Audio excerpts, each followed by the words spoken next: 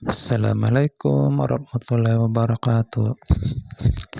Ngayon gagawin natin kung paano mag-finish ng matte finish or flat finish, tapos gloss, tapos semi-gloss. Ngayon, gagawin natin kung paano magtimpla. Itong hinahalo natin is flattening paste. Gilder flattening paste. Acrylic po siya, automotive acrylic.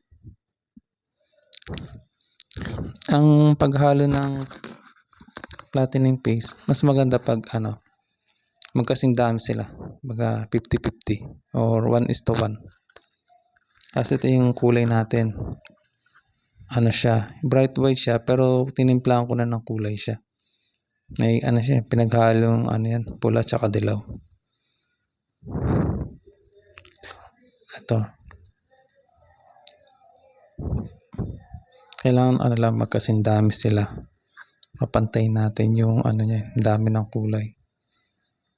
Ang gagawin natin para makabuo tayo ng flattening na flat finish or matte finish. Ay magkasing dami sila. Para makita natin yung resulta ng pagiging flat niya. Kasi pag sobrang dami nung flattening paste, pangit na tingnan eh. Siya, patay na masyado yung kulay niya.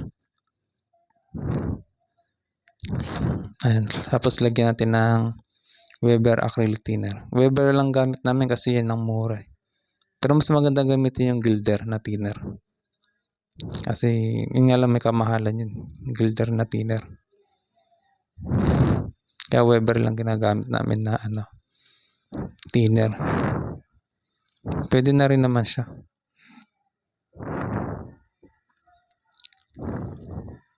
Ayan, haluin lang natin. Ayan na yung gagawin natin flat or matte finish. Tapos susunod natin itong maglalagay ulit tayo ng flattening paste tsaka ng top coat clear. 1:1 din paghalo natin. Ang tawag naman dyan satin finish. Satin finish yan. Pinaghalo natin yung pang flat tsaka yung pampakintab, pang top coat. Kumbaga magiging siya, pantay. Yung isa pampakintab, yung isa pampawala ng kintab. Kaya ito mabubuo natin satin finish. Kung kadalasan kasi satin finish sa varnish. Ito naman sa acrylic paint gamit natin. Gilder top coat clear ang gamit natin dyan. Pampakintab yan, top coat clear. Kasi yung flattening paste naman, pang flat, pamawala yung kintab niya. Pinagalo natin yung pampakintab tsaka yung pampawala ng kintab. Tapos nagtimpla na rin tayo dyan ng ito na sa kaliwa, yung clear. Top coat clear para sa isa nating bubuga na pampakintab. Ay nalagyan natin ng thinner. Weber ulit.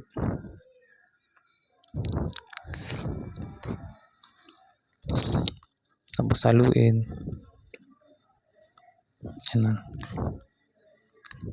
Yung yung flattening paste, pag nabuksan nyo na, isara nyo lang maigi kasi siya, mabilis siyang tumigas, may siya, nagiging dumi.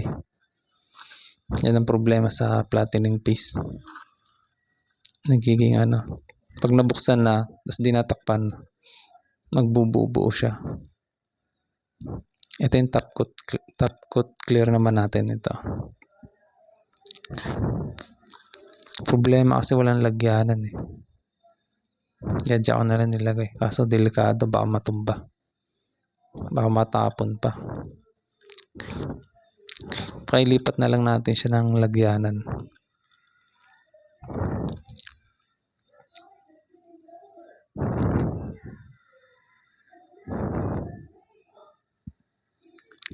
Ayun, lagyan na lang natin dyan.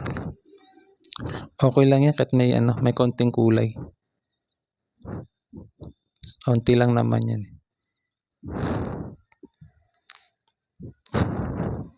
Ano lang yan, mga tira-tira lang ng pero napagbuhusan na yan.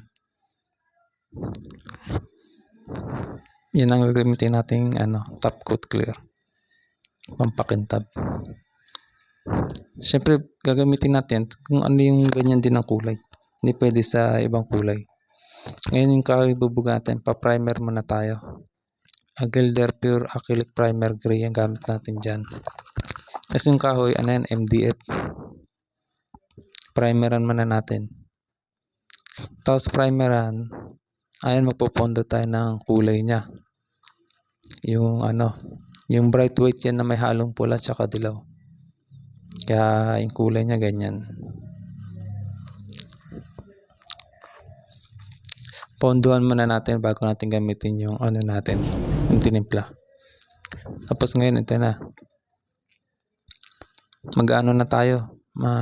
Ito na yung flat finish natin. Ito na gagamitin yung flat finish. Or matte finish. Iba kasi, iba-iba silang tawag. May flat, may matte. Ayan. Bubuga natin siya. Pero may nakapondo ng kulay yan. Yung pondo yung semi-gloss. Ito naman yung gagawin natin satin finish. Pinaghalong top coat clear tsaka flattening paste. Ay naman, gagamitin natin. Satin finish yan. Pinaghalo yung pampakintab tsaka pampawalan ng kintab. Baka maglalaban sila. Yan naman ang gagawin natin satin finish. Baka mas maganda yung satin finish kumpara sa flat. Mas maganda yung finish niya. Ito naman yung may top coat clear. Ito. Top coat clear gloss yan. Pampakintab naman yan. Ayan yung gagamitin natin.